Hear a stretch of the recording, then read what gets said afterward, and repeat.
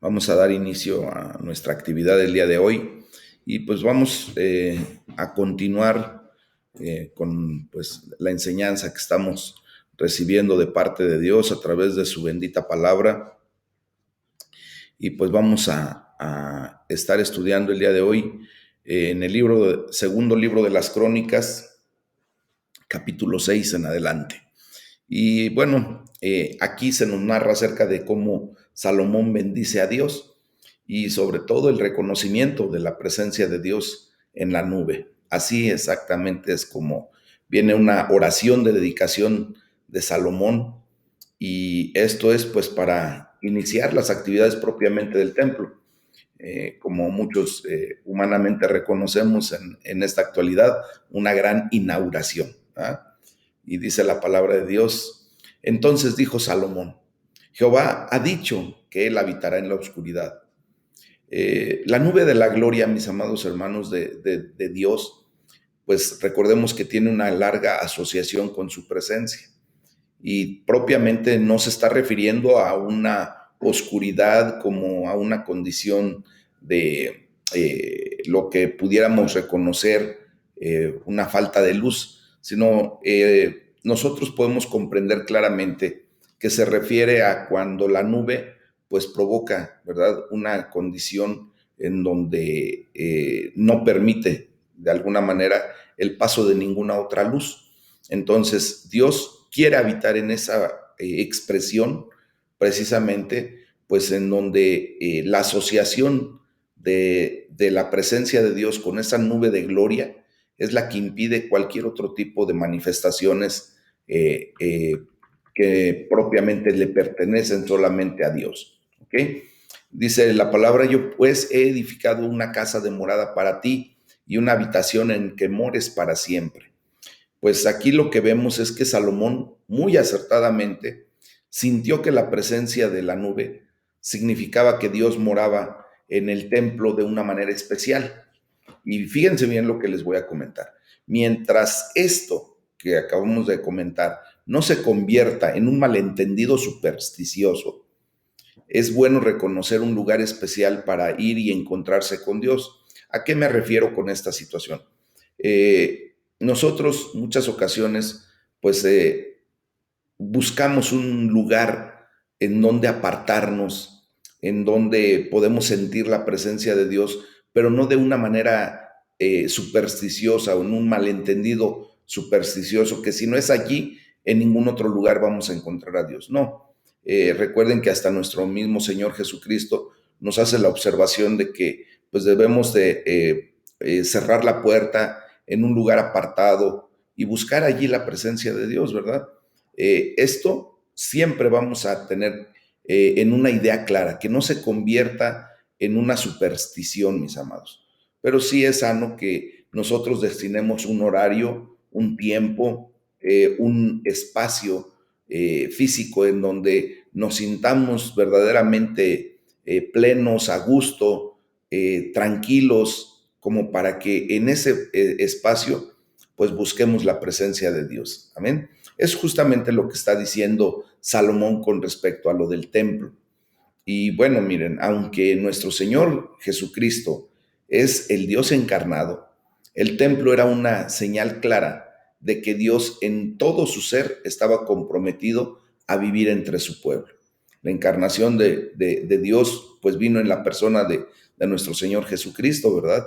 Y allí fue donde Él cumplió su compromiso de vivir entre su pueblo. Ahora tenemos la bendición de que el Espíritu Santo es el que vive en medio de su pueblo, con nosotros y en nosotros, ¿verdad? Entonces vemos cómo Dios siempre ha cumplido su promesa de que Él estará con nosotros hasta el fin del mundo.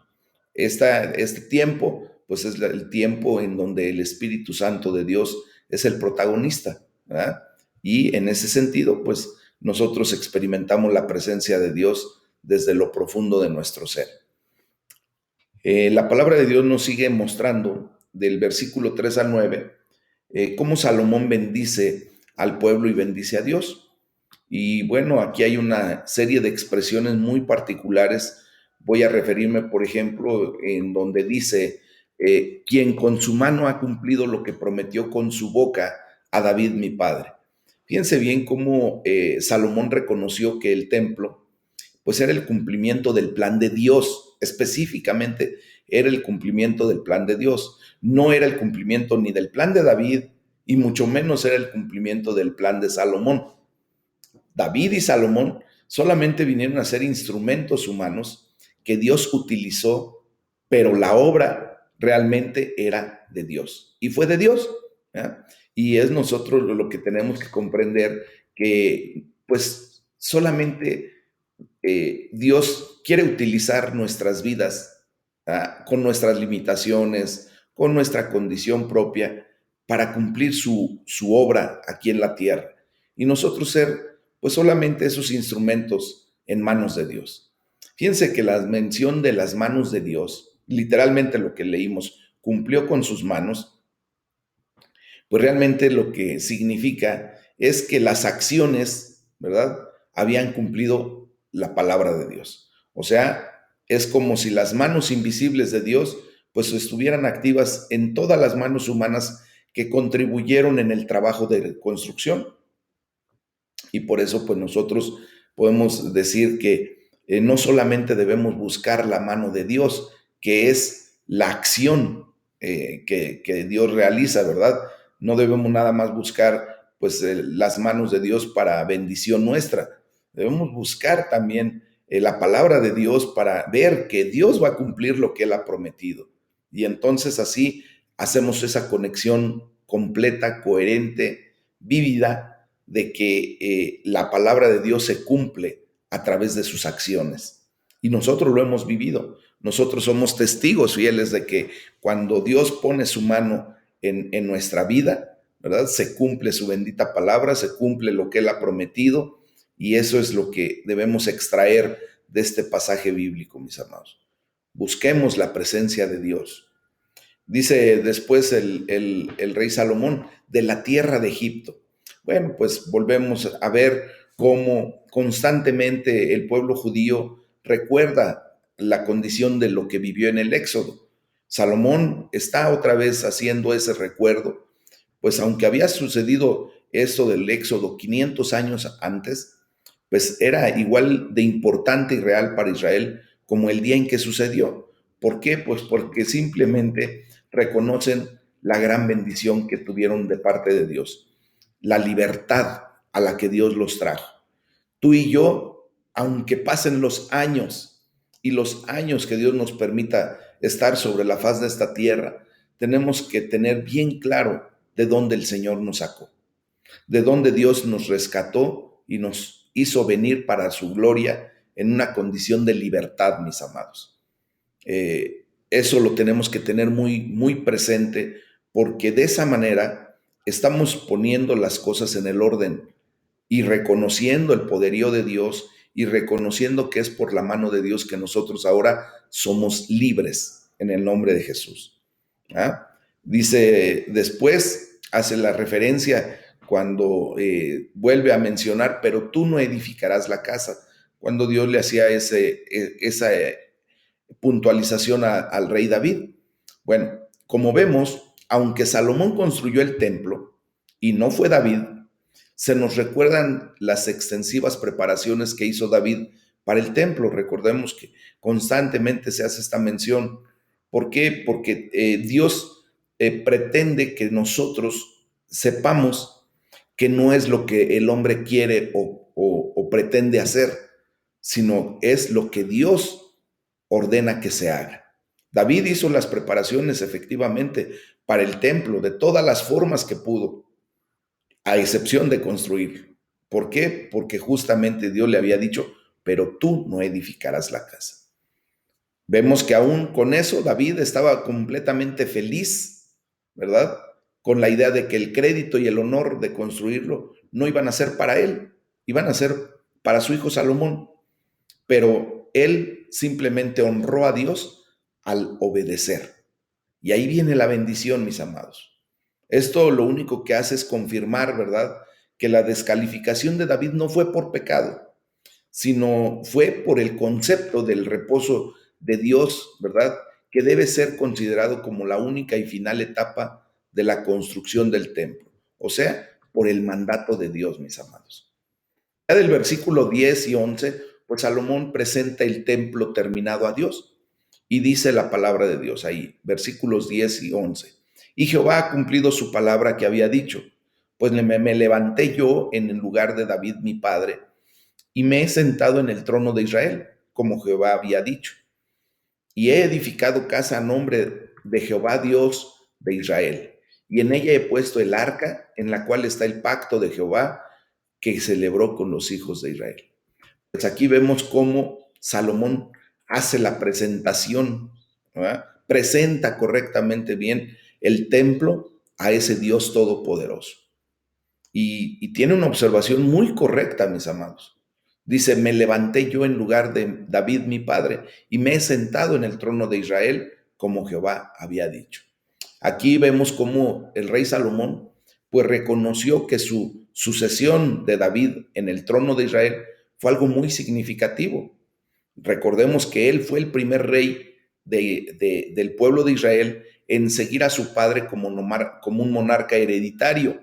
O sea, se inicia la dinastía propiamente del rey David, la dinastía davídica.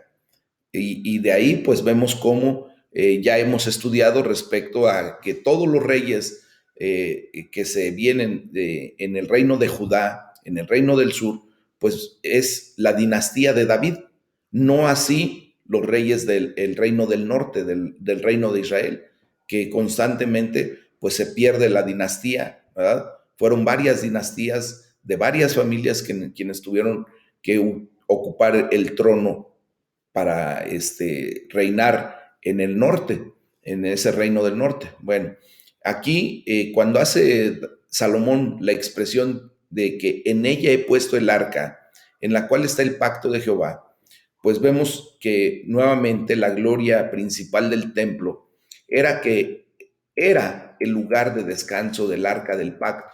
Y esta era una representación de la presencia del pacto de Dios con su pueblo. Amén. Entonces viene la oración de Salomón. Aquí muestra una humildad y gran alabanza delante de Dios entre los versículos 12 al 14. Dice la palabra de Dios, se puso luego Salomón delante del altar de Jehová. Fíjense bien que aquí tenemos que resaltar un dato muy especial, en donde Salomón, fíjense que no dedicó el templo desde adentro del templo. Eso hubiera sido completamente inapropiado. ¿Por qué? Porque él era un rey, no era un sacerdote. Y recordemos cuántas situaciones vinieron en consecuencia cuando un rey quiso usurpar el lugar del sacerdote. El lugar santo, recordemos, y el lugar santísimo solamente eran para descendientes escogidos del sumo sacerdote. No cualquier persona, ni el rey mismo podía entrar a ese lugar. Y todo esto es porque debemos comprender que el único rey que puede estar en el lugar santísimo es el Rey de Reyes, el Señor de Señores, el Dios vivo y verdadero, el Shaddai. No puede existir ahí otro rey, porque entonces pues estaría una situación complicada, ¿verdad? ¿A qué rey le harían caso los súbditos? Por eso Dios especifica que allí solamente se podían encontrar los sacerdotes y sacerdotes especiales, específicos que Dios levantaba. La expresión que hace Salomón cuando dice extendió sus manos, pues es la postura de oración más común en el Antiguo Testamento. El levantar las manos, mis amados hermanos, extender nuestras manos. Muchas personas actualmente, pues cerramos los ojos, otros inclinamos la cabeza, otros juntamos nuestras manos. Hay personas que insolentemente hasta están en una actitud, ¿verdad? Como de cierro mi corazón, no quiero oír, no quiero saber, cuando están orando. Otros nada más están en una actitud de no saber ni qué hacer cuando estamos llamando a oración. Pero quiero decirles que la tradición del Antiguo Testamento pues era de extender las manos hacia el cielo, en un gesto de entrega, en un gesto de apertura, y sobre todo en un gesto de recepción. Cuando levantamos nuestras manos, mis amados, pues lo único que estamos expresándole a Dios es nuestra gran necesidad de Él. Y Salomón lo sintió de esa manera. Y aquí vale la pena resaltar acerca de esta oración que es completa y extensa, como si esperara que fuera un resumen de todas las futuras oraciones ofrecidas en el templo que Salomón construyó. Nosotros muchas veces nos asombramos, ¿verdad? Además, con el hecho de que el lenguaje, pues dista de ser nuevo. Si leemos bien lo que acaba de declarar Salomón en este pasaje, vemos cómo está lleno de citas del Pentateuco, de los 5 primeros libros de la ley. Algunas de las cuales citas, ¿verdad? Son casi palabra por palabra, textual, lo copia, mientras que el sentido del todo, pues lo podemos encontrar en esos memorables pasajes desde de Levítico y de Deuteronomio. Por ejemplo, cuando dice, no hay Dios semejante a ti, perdón, en el cielo ni en la tierra. Pues esas declaraciones, mis amados, ya se habían hecho previamente a esta oración que Salomón levanta. Aquí vemos cómo Salomón reconoció que Dios era completamente único.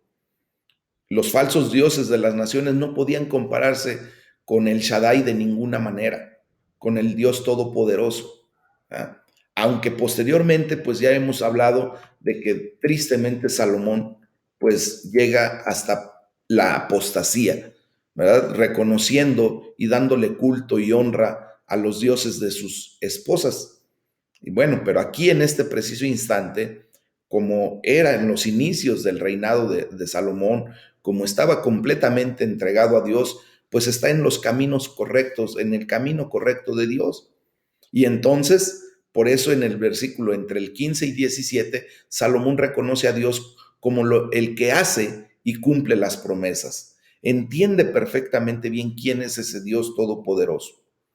Mis amados, cuando nosotros estamos en los caminos de Dios, es bien fácil, ¿verdad? Que podamos ver todas las proezas que Dios hace en nuestras vidas. Pero cuando nos alejamos, el enemigo se encarga de levantar esos muros que nos impiden a nosotros ver la gloria de Dios, ver las proezas de Dios, reconocer que es por Dios por quien estamos en la condición que estamos, vivos, estamos provistos por algún motivo, medio, y como Dios así prefiere, llega la provisión a nuestras vidas, mis amados. ¿Ah? Entonces, ¿qué tenemos que hacer? Estar en el camino de Dios, porque de esa manera el enemigo no tiene oportunidad de levantar ningún muro, ¿verdad? Ninguna, ¿cómo se llama? Fortaleza que después nos impida ver la gloria de Dios, mis amados. Recordemos que el pecado es lo que desgraciadamente nos lleva a, primero, sentir culpabilidad porque el enemigo nos señala, porque el enemigo siempre es el que nos acusa. Y eso pues nos lleva a separarnos cada vez más de Dios por ese sentimiento de culpabilidad. Y después ese pecado permite que el enemigo pues simplemente nos vaya trayendo ideas y nos vaya poniendo pensamientos completamente equivocados. Y después la gente empieza a decir, es que Dios no me ama. ¿Cómo voy a llegar a la presencia de Dios? ¿Cómo voy a orar si yo estoy en esta condición y me siento pecaminoso, me siento impuro? Sí, lo podemos ser, podemos verdaderamente estar en una condición así, pero reconozcamos lo que la palabra de Dios nos dice, que Él es fiel y justo para perdonar nuestros pecados cuando nosotros nos levantamos en esa actitud, ¿verdad? De venir a la presencia de Dios, pedir perdón, reconocer que a través de la sangre de Cristo somos limpios de toda maldad, de todo pecado y sobre todo de toda acusación. Y el Señor Jesucristo quita de nosotros ese sentimiento de culpabilidad.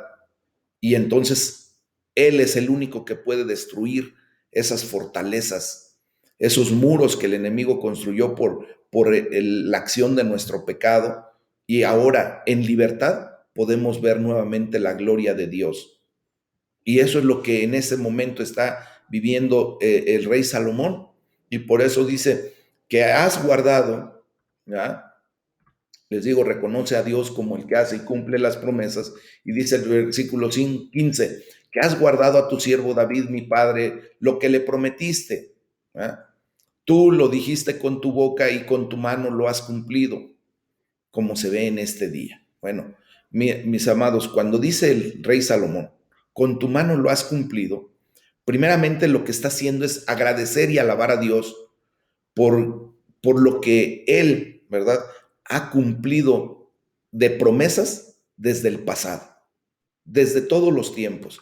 Recordemos que Dios es el mismo ayer, hoy y siempre, mis amados, que Él no cambia, que Él es inmutable, que Él es eterno y que siempre va a cumplir todas y cada una de las promesas. Dice, guarda a tu siervo David, mi padre, lo que le has prometido, cúmplase tu palabra. Pues Salomón llamó a Dios a cumplir las promesas que había hecho. Mis amados, no porque a Dios se le olvide. Recordemos que más bien estas declaraciones son para recordarnos a nosotros mismos, ¿verdad? Lo que Dios hace y lo que Dios cumple cuando promete. Este es el gran secreto del poder de la oración, mis amados. El hecho de tomar las promesas de Dios primeramente en nuestro corazón con fe y luego osada, pero reverentemente llamar a Dios a cumplir esas promesas. O sea, les voy a comentar, Dios envía, ¿verdad? O envió la promesa a propósito, pues para que fuera utilizada. Si vemos una nota, ¿verdad? Por ejemplo, una letra de cambio, ¿verdad? Un cheque, pues es una promesa de una cierta cantidad de dinero. Por ejemplo, en los bancos de la nación normalmente extienden certificados de crédito, ¿verdad? Y ese certificado de crédito lo podemos tomar y utilizar, pero nosotros, ¿verdad? Vemos que cuando intentamos utilizar las promesas de Dios es como cuando vamos y cambiamos esa letra de cambio o esa letra, esa nota de crédito. ¿Ah? Y nada le agrada más a Dios que ver sus promesas puestas en circulación, en acción.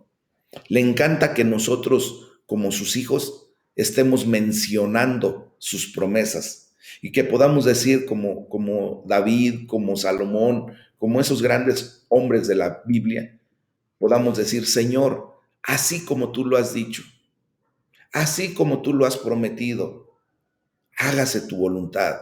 Así como tú lo dijiste, sé que se va a cumplir.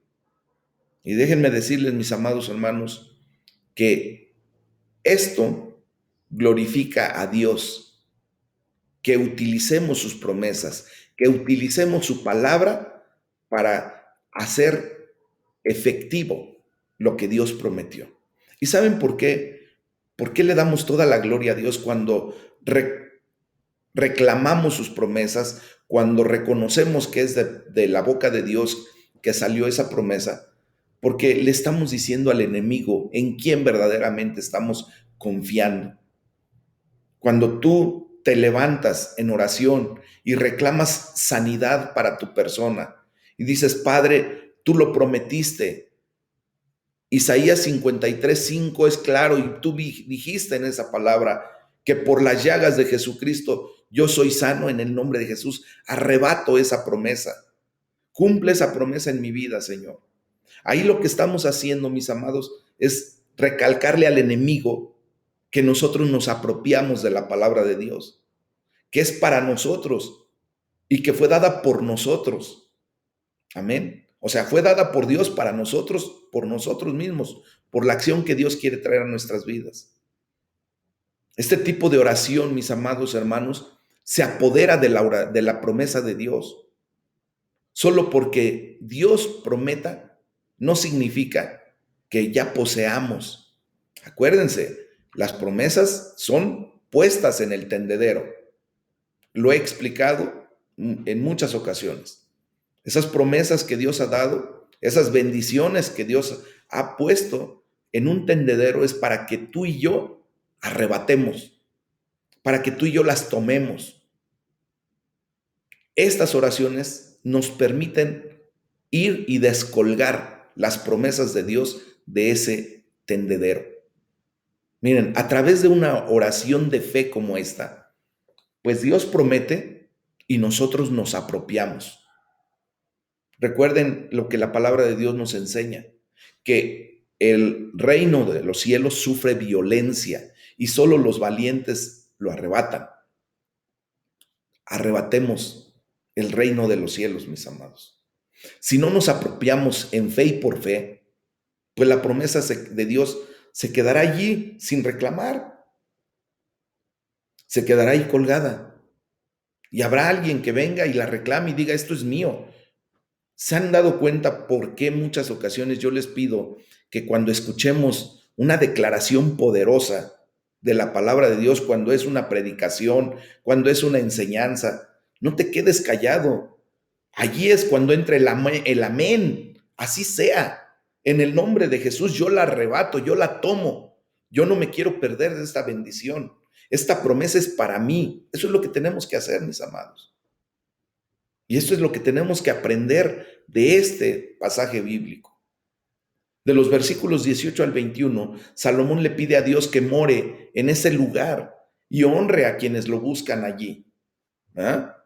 Bueno, entonces dice, ¿cuánto menos esta casa que he edificado? Bueno, voy a leer un poquito previo a esto para comprender, para tener el contexto. Dice la palabra de Dios en el versículo 18. Dice más, y pregunta, ¿es verdad que Dios habitará con el hombre en la tierra? He aquí los cielos y los cielos de los cielos no te pueden contener. ¿Cuánto menos esta casa que he edificado? Mas tú mirarás a la oración de tu siervo y a su ruego, oh Jehová Dios mío, para oír el clamor y la oración con que tu siervo ora delante de ti. Que tus ojos estén abiertos sobre esta casa de día y de noche, sobre el lugar del cual dijiste, mi nombre estará allí. Que oigas la oración con que tu siervo ora en este lugar. Asimismo, que oigas el ruego de tu siervo y de tu pueblo Israel, cuando en este lugar hicieren oración, que tú oirás desde los cielos y desde el lugar de tu morada, que oigas y perdones. La pregunta de cuando hace este Salomón y dice, ¿cuánto menos a esta casa que he edificado? Miren, esto debe alegrar nuestro corazón, el leer que Salomón haya dicho esto. Recordemos que por declaraciones anteriores y su declaración en el segundo libro de las Crónicas, capítulo 6, en el versículo 1 y 2, podríamos pensar, ¿verdad?, que Salomón se había desviado a una idea supersticiosa de que Dios en realidad vivía en el templo, excluyendo a los otros lugares. No, era importante reconocer que aunque Dios tiene una presencia especial en el templo, Él es demasiadamente grande, poderoso, como para poder encajonarlo en ese espacio tan reducido como un templo grandioso. Nosotros no vamos a poder restringir a Dios en un área específica. Y por eso es importante hacer este recalco de lo que estamos leyendo, porque obviamente mucha gente dice, es que solamente en la en tal lugar se encuentra Dios. Vemos cómo la doctrina errónea que en el pueblo de México se ha dado, ¿verdad?, a través de la religión tradicional que hasta este momento todavía sigue en México, y digo hasta este momento porque prontamente vamos a ser libres de esa maldición, de esa tradición que no tiene para qué estar en México más. Vamos a romper en el nombre de Jesús con todo eso, pero bueno, de que la gente va a un lugar a buscar a Dios y se va de rodillas y se va en unas grandes caminatas, jornadas de laceración, de lastimarse, de exponerse y dicen, ¿verdad?, que van a buscar a Dios. Mis amados, A Dios nunca lo vamos a poder encajonar, nunca lo vamos a poder someter a un espacio, porque ni los cielos de los cielos pueden contener su presencia. ¿Qué podemos hacer humanamente? Por eso es que es glorioso leer lo que Salomón reconoce en este momento. Y también vemos cómo él, pues en esa oración hace algo espectacular. Y le dice, así que oigas el ruego de tu siervo y de tu pueblo, Israel, cuando en este lugar hicieren oración.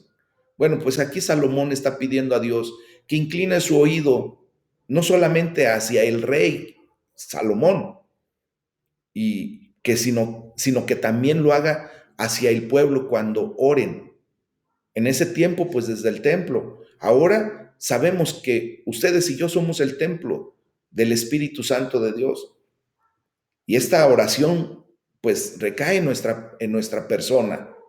Salomón está pidiendo desde ese momento que incline su oído cuando tú y yo oramos desde el templo que Él construyó para su gloria, que es desde nuestro corazón. Por esta razón, mis amados, muchos observantes del judaísmo aún oran dirigiéndose hacia el sitio del templo en Jerusalén, ¿verdad? Dirigen su mirada, dirigen su persona pues hacia el oriente, esperando, ¿verdad? Pues que Dios pues se encuentre en ese lugar. Hoy somos libres, mis amados, en el nombre de Jesús, para orar dirigiéndonos desde lo profundo de nuestro corazón a Dios, no importando hacia qué punto cardinal nos estemos dirigiendo. Sabemos que tenemos esa libertad. Dice Salomón, que oigas y perdones. Salomón sabía que lo más importante que Israel necesitaba era el perdón.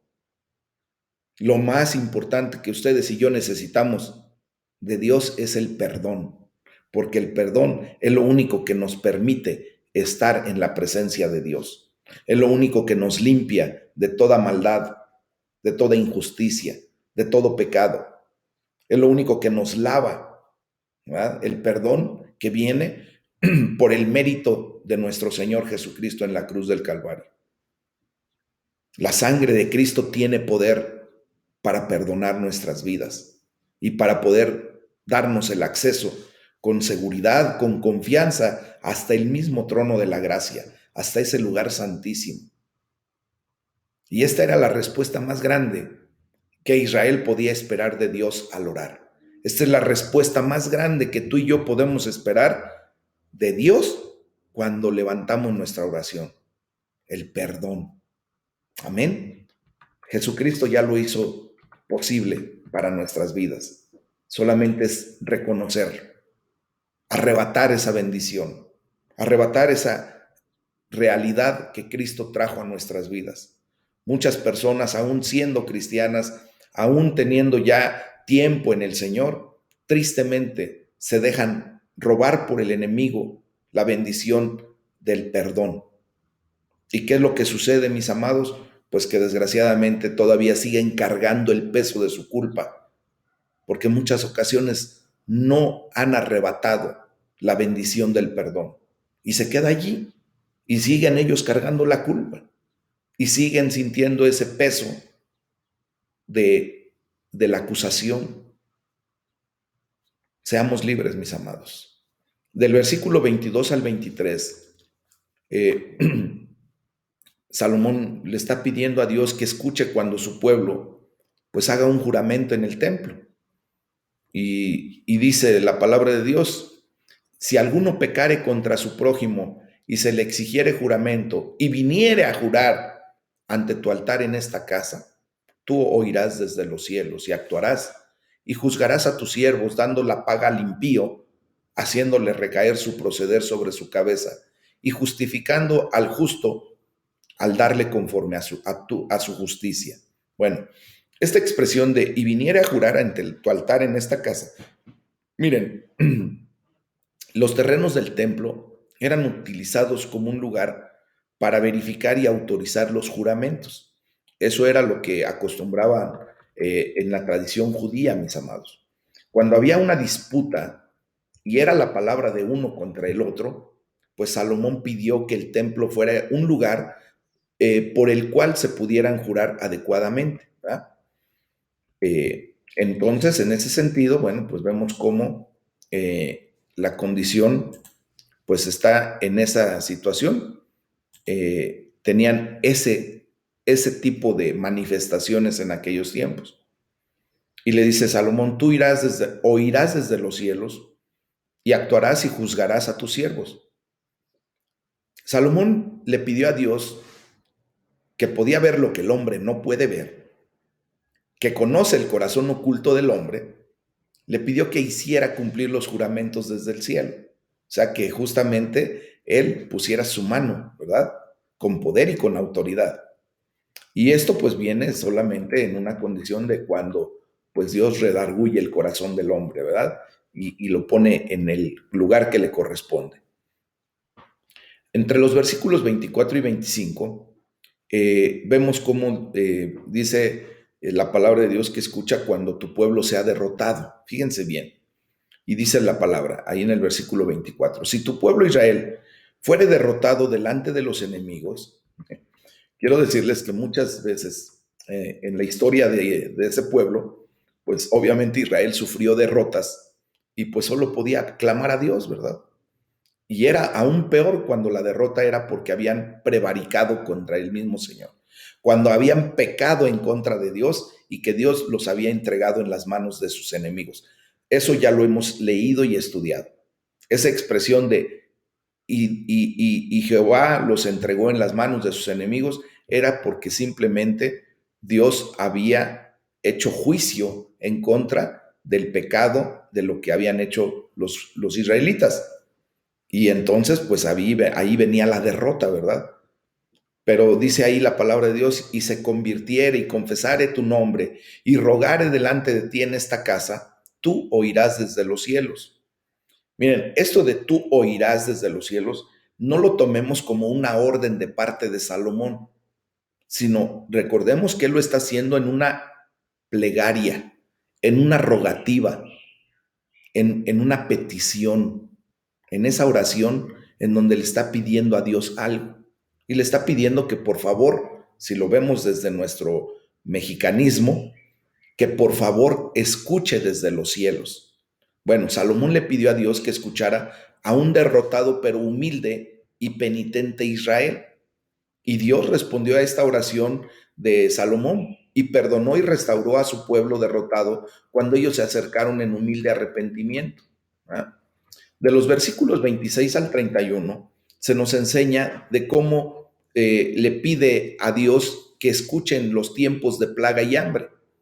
Y entonces dice el versículo 26, si los cielos se cerraran y no hubiera lluvias, bueno, en aquellos tiempos, como hasta la actualidad, la sequía pues era una amenaza constante para la economía de Israel, que en aquellos tiempos su economía se basaba específicamente en la agricultura.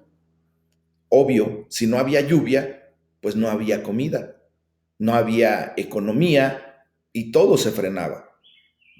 Por eso justamente eran la oración y la petición constante de que Dios enviara las aguas a tiempo, ¿verdad? Entonces dice la palabra de Dios ahí, siguiendo en estos versículos, si oraran a ti hacia este lugar y confesaren tu nombre y se convirtieren de sus pecados, cuando los afligieras, tú los oirás en los cielos, dice. Salomón no da por sentado que Dios escuchará y perdonará a su pueblo arrepentido. La buena respuesta de Dios a nuestro arrepentimiento, mis amados, viene de su gracia, no de su justicia. Porque si actúa con su justicia, pues entonces tendríamos que pagar el precio, ¿verdad? Pero ahora, como ha actuado por su gracia, quien pagó el precio de nuestro pecado, de nuestra condición, pues fue Jesucristo. Dios actuó en justicia en la persona de Jesús, no en nuestras personas. Ahora, la respuesta de Dios hacia nuestro arrepentimiento viene de su gracia. Amén. Y eso es lo que tenemos que tomar en consideración. Por lo tanto, quiero decirles que no es de extrañar que cuando Salomón dedicó el templo que había construido al Dios Todopoderoso, su gran petición fuera que Dios escuchara cada oración que se hiciera en ese lugar o hacia ese lugar. Él deseaba que en el templo, o que el templo siempre fuera para el pueblo de Israel un recordatorio de que Dios escucha la oración. Hoy, pues sabemos claramente que Dios escucha siempre nuestras oraciones y que su respuesta siempre viene en tiempo y en forma. Pero fíjense cómo Salomón va más allá de la condición del pueblo judío, del reino que él presidía. Llega en el versículo 32 y 33 a orar para que Dios escuche cuando un extranjero ore también.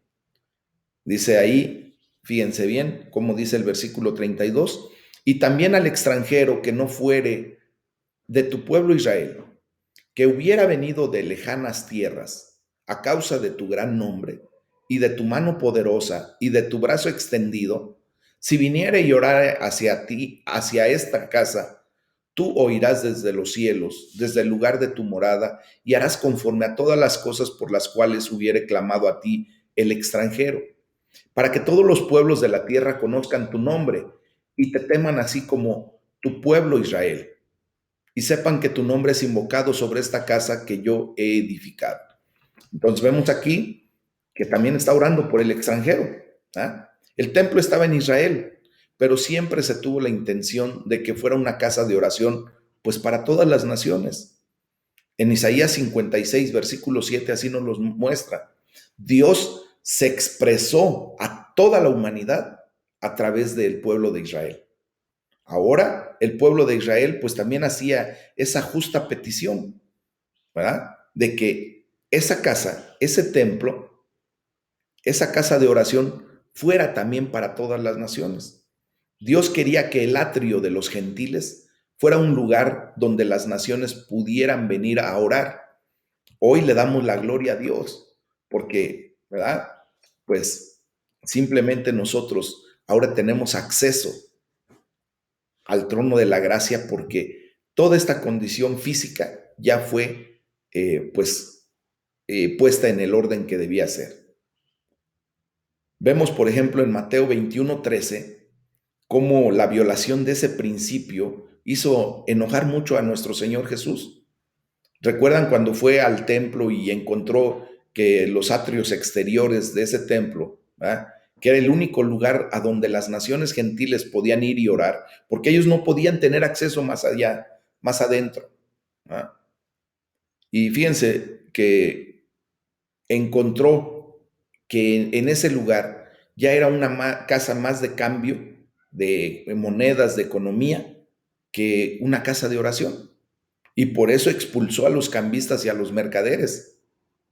¿Ah? ¿Por qué? Porque justamente hizo la declaración.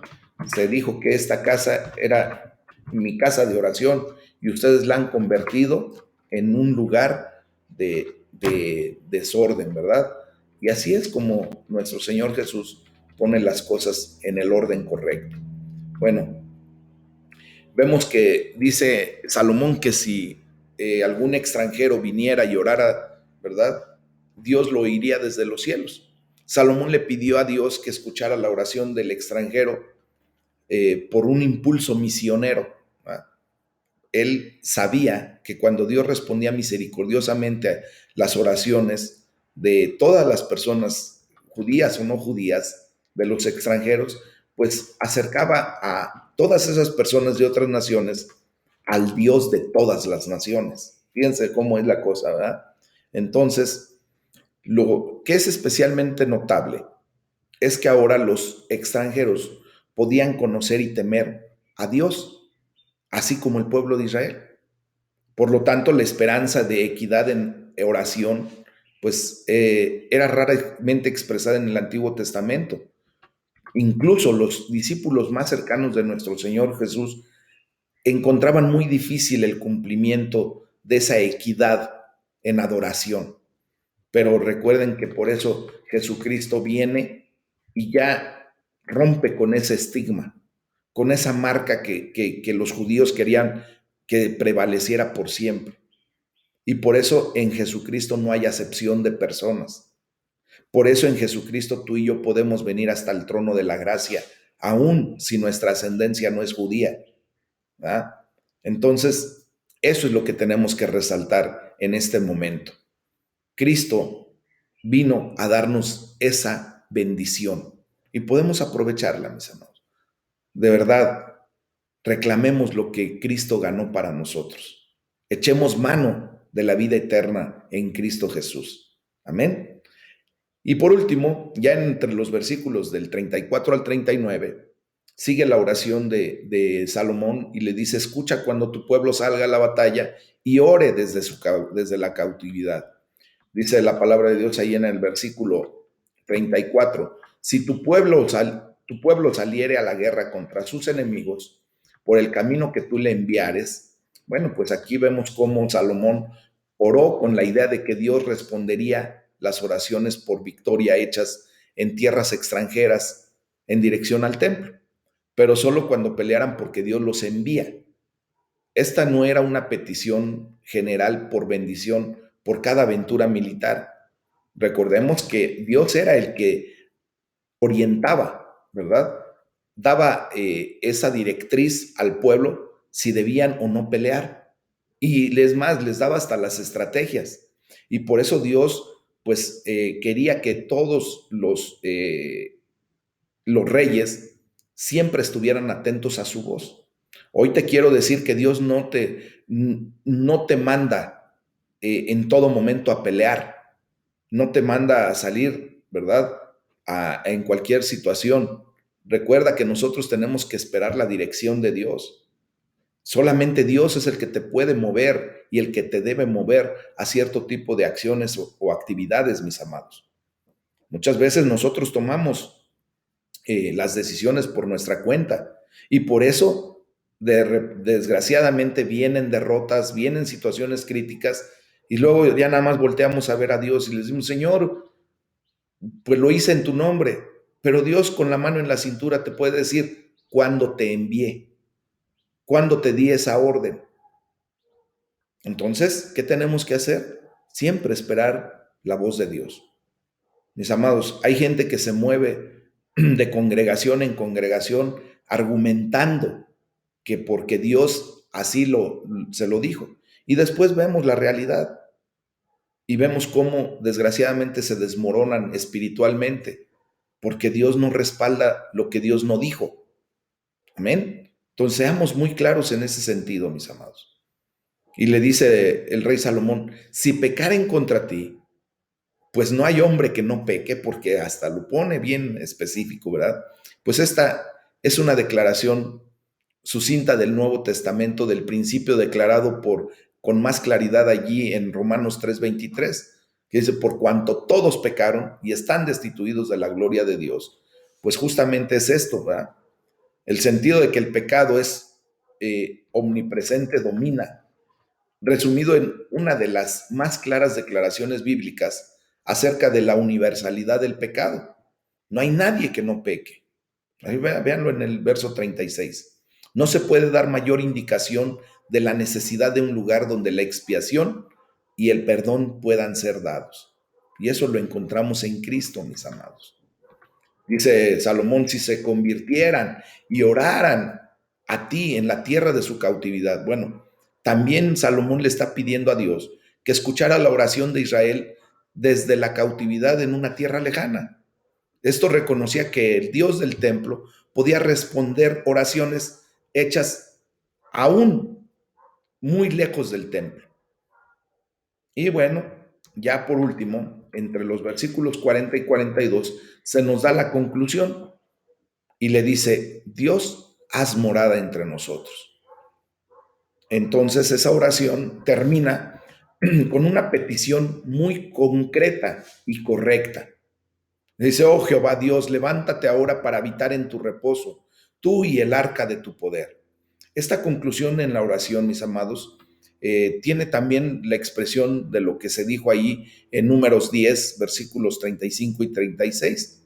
Cuando Israel movía el arca del pacto, el tabernáculo completo y todo el campamento de Israel de un lugar a otro, ¿verdad? A través del desierto, durante todo ese tiempo del Éxodo, pues Salomón ahora utilizó el fraseo de ese pasaje para hacer énfasis en que el arca del pacto, el símbolo mismo de la presencia de Dios, ya no vagarían más y finalmente había llegado a un lugar, a su lugar de reposo.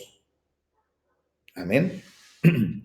Bueno, para la gloria de Dios ahora, en nosotros, Dios se ha provisto un lugar de reposo, donde el Espíritu Santo encuentra su lugar de reposo final. Y luego le pide algo especial el rey Salomón y le dice, no rechaces a tu ungido. Salomón probablemente quiso decir esto en referencia a sí mismo porque él era el rey ungido de Israel. Sin embargo, quiero decirles que también nos recuerda el principio de oración, ¿verdad? De orar en el nombre de Jesús, porque Él es el máximo ungido. En su oración, no rechaces a tu ungido. El rey en ese momento se está refiriendo a sí mismo, aunque en el uso posterior, pues se expresa la esperanza de Israel en el Mesías venidero. Y que ahora, para la gloria de Dios, pues ya lo tenemos ustedes y yo en una condición completa. Amén. Es el tema del día de hoy, mis amados hermanos. Nos dio tiempo solamente de atender a este capítulo 6. El día de mañana estaremos atendiendo el capítulo 7 en adelante. Les pido que sigan leyendo para tener fresca la información y pues vamos a orar. Gracias por su atención.